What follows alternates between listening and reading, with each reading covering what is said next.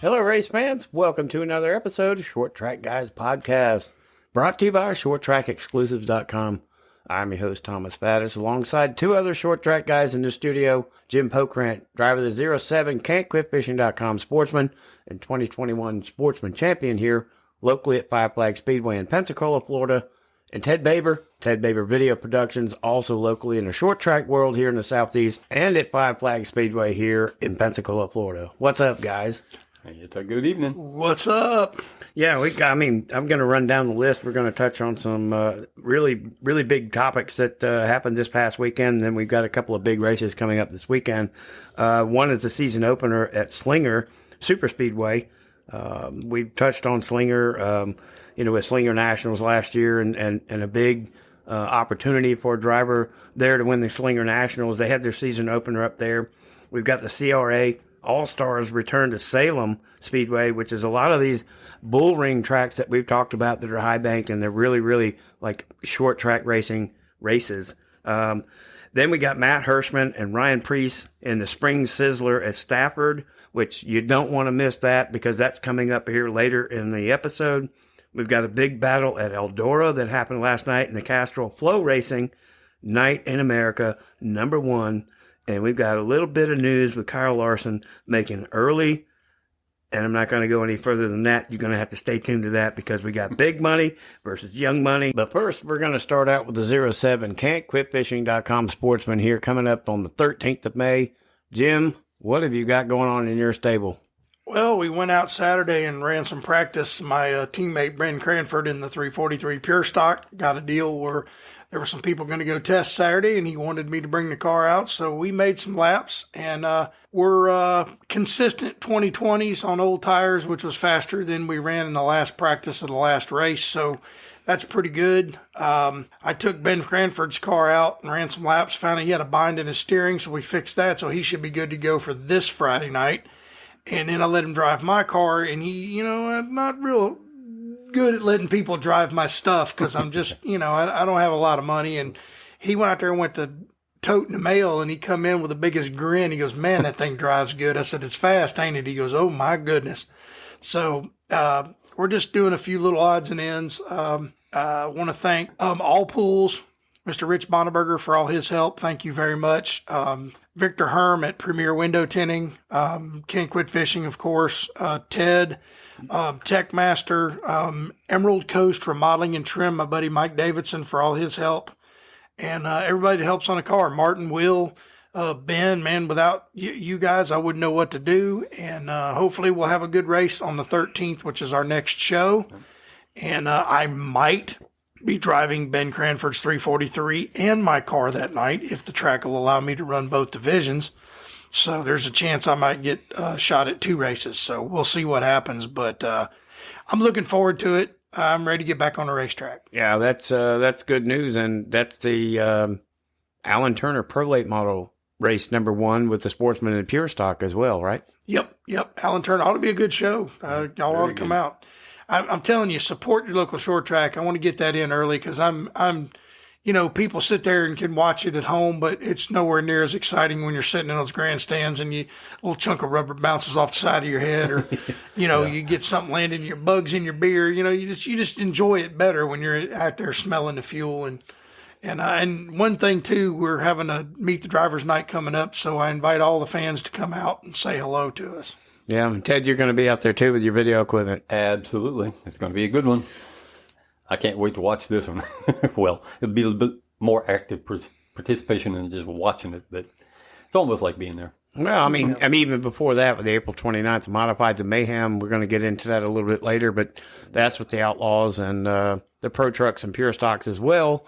You're going to be out there too, and we've talked about Modifieds as the ground pounders, and these Modifieds aren't quite the ground pounders we've been talking about with the Tour Type, and then the Tour Modifieds, and then the Whelen Modified Series, which there is a big race we're going to come up and cover here in just a few minutes, but the Modifieds of Mayhem with Augie Grill and some of these guys that coming from all over as far as from Texas to come and just haul over here. Still a great show. It's going to be a great show. So if you can get your tickets, Friday, April 29th, the Modifieds of Mayhem with the Outlaws, The Pro Trucks and the Pure Stocks, man, just grab a seat, grab a hot dog, grab a soda, and bring your kids and enjoy some short track racing. Yep, it's going to be a good show. It always is. Yeah, and well, we're gonna get looking forward to that, and I'm sure next episode Wednesday night we're gonna get ready for that Alan Turner Pro Late Model race for your sportsman race, which would be the second of the year, and hopefully you got a little better show and a little bit better results than what you had in the first race. But we're gonna top off with that season opener at Slinger. We talked about Slinger in a few episodes ago at Slinger Super Speedway. Man, I'm telling you what, it was the Elite 8 Super Late Model Series.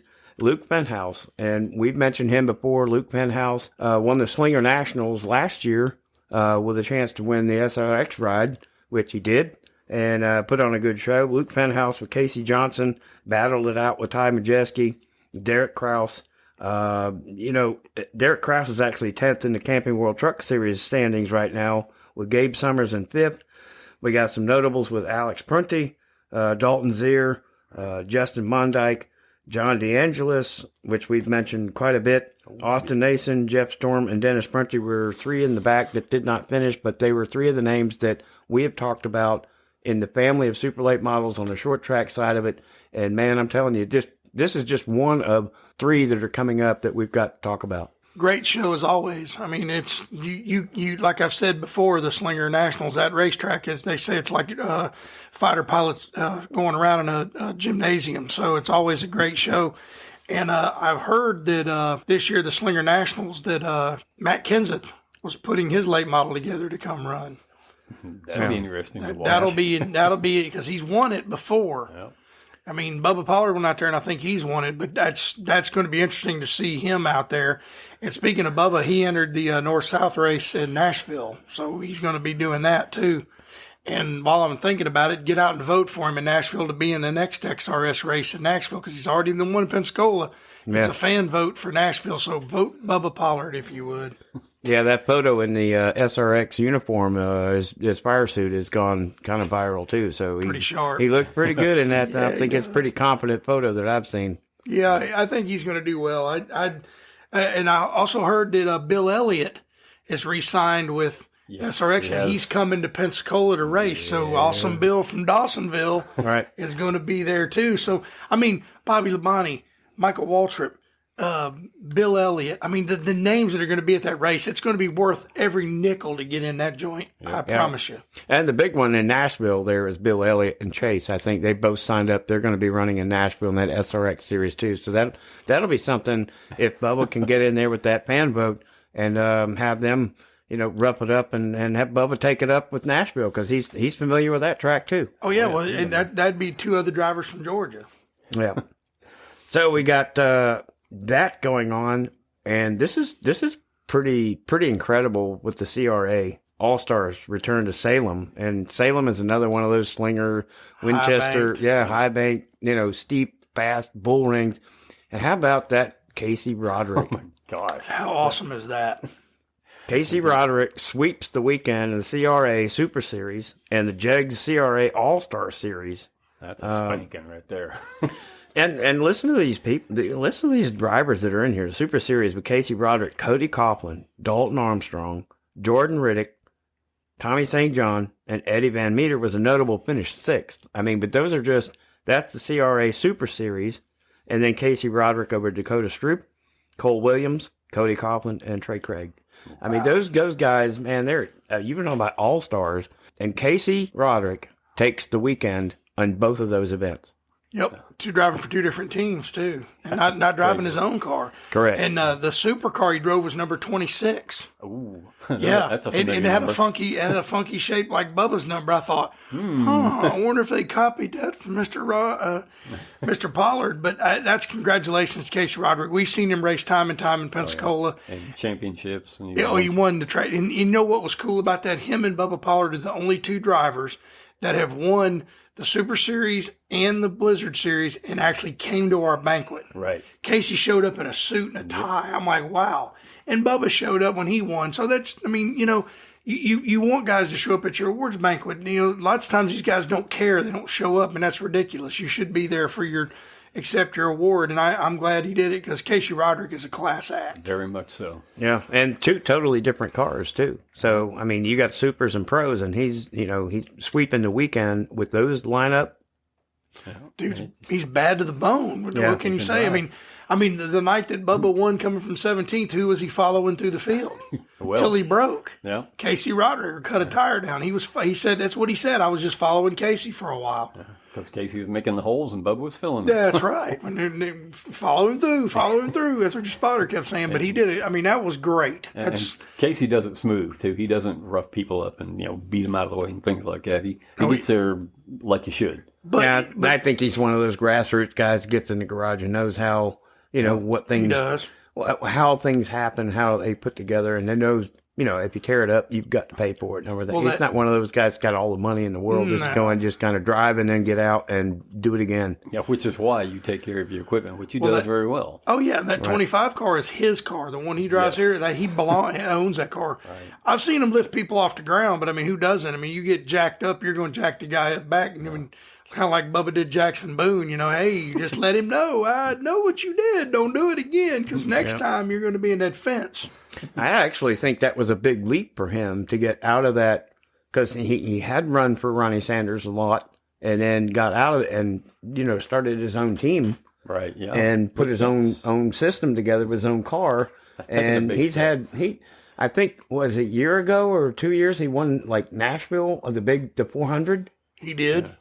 All-American 400, I think he won, and it was his first big win on his own system. That was huge, and that, you talk about confidence builder. Okay, it's got to. It's got to make you feel good about your stuff. Yeah. Besides Derek Thorne, the two fastest regular late model drivers at Five Flag Speedway are Bubba Pollard and Casey Roderick, without a doubt, because those two guys can come from the back and win on any given night. Thorne's in there, but he's a Derby guy, mainly. He don't come over. He's come over and run that one race. But, as far as a regular season deal, Casey Roderick and Bubba Pollard are the two best at Five Flag Speedway. Consistent campaigners in this area. That's right. And not just here, but other tracks too as well. So. Oh, yeah. Win anywhere you go, just about, or be a contender. Yeah, well, congratulations to first Luke Penthouse at Slinger. Casey Roderick sweeping the weekend in the CRA All-Star Series. The Super Series and the All-Star Tour. But this next one, Matt Hirschman and Ryan Preece in the Spring Sizzler at Stafford. And this had a lot on the line. And, we can talk about the Open Tour Modified Spring Sizzler at Stafford with Matt Hirschman, Ryan Preece, Ronnie Silk, Ronnie Williams, Jimmy Blewett, and we've got some notables of Doug Coby finishing, which we know a little bit about Doug Coby in the SRX series at Stafford last year. But guess what? Matt Hirschman outdoes Ryan Preece to win the seat at Stafford with the SRX series. So congrats to Matt Hirschman. And those are the ground pounders we've been talking about.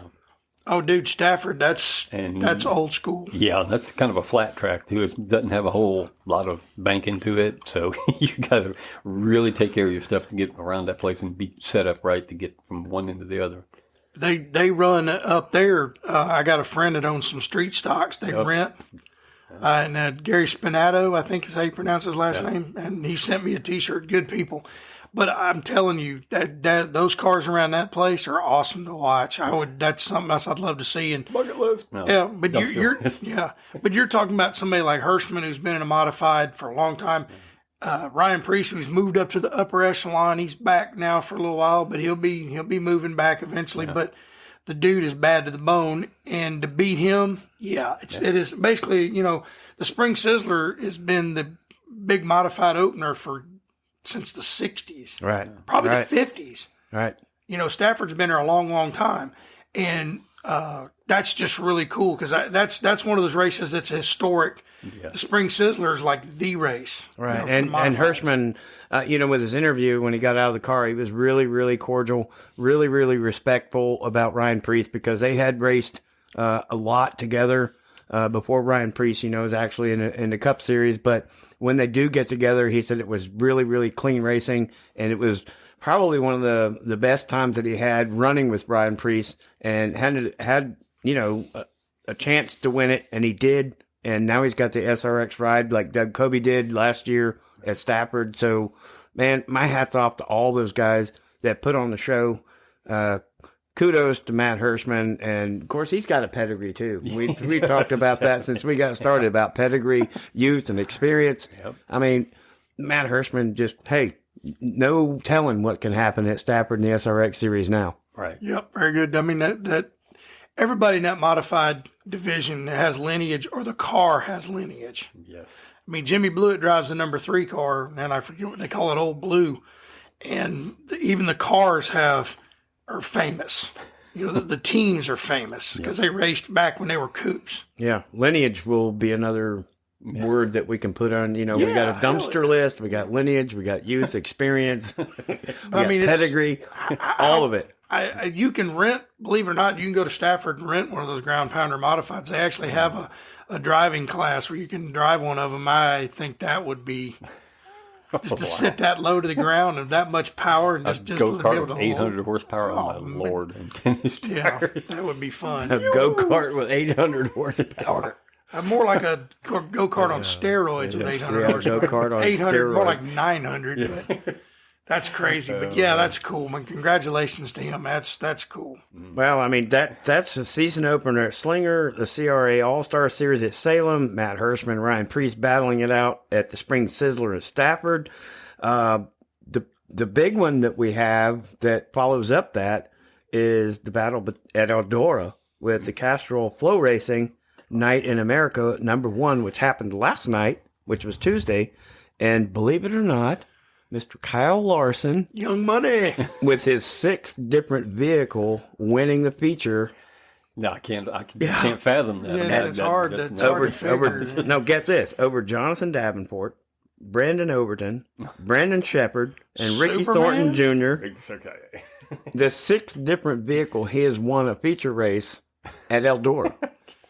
The kid's a wheelman. Yeah. Oh yeah, he no matter what he drives, I mean, you can't give him any more credit than he already has. The dude he's a cup champion. Yep. He has wins in sprint cars. I mean, what can you say about the guy other than he needs his nickname needs to be Superman or call him Sliced Bread because he can do anything in any kind of car. And he's a family man. And He's a family man. Yep. He's not a single guy. He's got a wife. He's got children. He's growing a family, and he's running midweek races for money on different tracks and different facets and different cars. And then he's got to focus on the weekend. There's no telling how far he can go. He could be a 7-time Cup champion if he wanted to be in there that long. But you know, the one thing about it is he went through the controversy that he went through, and Rick Hendrick believed in him enough and said, okay, I'll sign you, I'll sponsor you, you show me something. And the kid did. Good Lord, has he ever. Oh, I mean, his first year back, he's what, Cup champion? Exactly. I mean, he won 10 races. Yes. That's unheard of in today's thing, and he wins in everything he drives. He still gets in climbing out of his cup car the next night, being a sprint car, winning, climbing a dirt late model, and beat Jonathan Davenport, one of the best in the business. Yeah, and I saw earlier today one of the interviews after his victory. Flow Racing came in there and had the interview, and he's so humble about it. You know, he's so down to earth, and he even considers himself. Now, if you happen to watch that video, and you can believe me or not, but at the end of the video, they were talking about one of the best, blah, blah, blah. And he just kind of put his hands out like it was a level, like, I'm just an average driver. And the video ended, and I'm just looking at the wall going, shaking my head, like, what? That's not possible. See, So that's how humble he is and down to earth. He just drives a car, and he wins, and it's like work. Yeah. He just goes to work and he does his job, and he does it very well. Exactly. And he makes lots and lots of money. Yes, he does. He's got the money. But you know, like I said, to see him what happened to him, and then he got in that sprint car and just started winning and winning and winning. He said, NASCAR, you don't want me? Okay, I'll just go over here. I'm going to make a living racing sprint cars, and he did. I mean, you know, the guy's great, and like you said, he's a family man, so he's a good person. He's humble. He's not cocky. No. He should be. I would be. I'd be like, yeah, I'm the baddest image on the planet. I can get this dirt late model right here. I can get this car right here. I don't think he would be I would that be. way. I would be funny. I'm just being facetious when I say that. But I mean, you look at guys like Jimmy Johnson. Okay, he was great in the Cup car, sucked in everything else. Yeah. Well, He sucked in a Busch car. He sucked in a late model. They were good in Cup. This dude can win anything, and I would love for someone, hear me out there in the short track world, put this guy in a late model at the Snowball Derby. oh, good Lord. Bring him Everybody down else just here. go home. I would love to see what he would do at Five Flag I would like to see Speedway that. Yeah. in a super late model at the Snowball Derby. That would be the Tiger Woods showing up when he was in his prime, which Kyle Larson obviously is. Yes. And everybody comes to the Snowball Derby or any late model race with Kyle Larson in the field. We're running for second. Yep. Maybe. Pretty much. You still got Thorne, you still got Pollard, you got everybody else. But to see how he would stack up on asphalt late models, And I bet if Larson showed up, somebody named Kyle Busch might show up too. To see what maybe. I don't know. He's been kind of a jerk lately, but Well, and to bring up what happened between him and Denny Hamlin real quick. Denny Hamlin put up a cartoon being funny, and Kyle Larson laughed about it. NASCAR got all diversified. That's one reason why we don't support NASCAR, because they're woke and it's ridiculous. And that's all I got to say about that. But congratulations, Kyle. You're one of the best race car drivers on the planet right now. He's even actually discussing a I've heard some rumors about someone in Formula One wants him to come over and test. Can you imagine if he won a Formula One race? Wow. Or IRL. go to IndyCar. Coda, our car, yeah. Well, IndyCar don't pay nothing, but go to Coda and get him in a Formula One car when they come over to Circuit of the Americas and see what he would do. I mean, you know how cool that would be. I bet he would do good. I don't think he would do bad at all. Yeah, you might look at Jimmy Johnson scratching his head going, what? Wait a minute.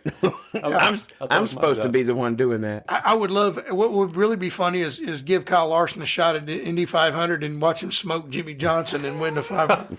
How cool would that be, you know? oh man. But, I mean, that's great. That's the kind of guy that I like, because he reminds me of the back when the Allisons and Darrell Waltrip and all those guys, they'd race Cup, but on Saturday or Sunday they were somewhere at a local dirt track or an asphalt track racing somewhere because they just want to be behind the wheel. Donnie Allison, all those guys used to do it. Yeah, that's what their life was all about. I mean, Racing. if you watch the movies, with all these heroes in short track racing, from running from the law with bootleggers and the whiskeys and moonshines and all that. That's how they learned to manipulate the cars, because they're trying to run away from the law. And one way to get them away from that into trouble is to put them on the short track and see who's the fastest guy. Well, Junior Johnson was. I mean, the first one that comes to my mind is Junior Johnson. Oh, he was the best driver there was. He was the best at eluding the law until it ended up catching him. But they didn't catch him driving. They caught him standing in the stoking the still, and he ran out. And he said if he'd had cleared the gate instead of running to the fence, he would have got away. But he ran into the fence and got knocked down. They got him.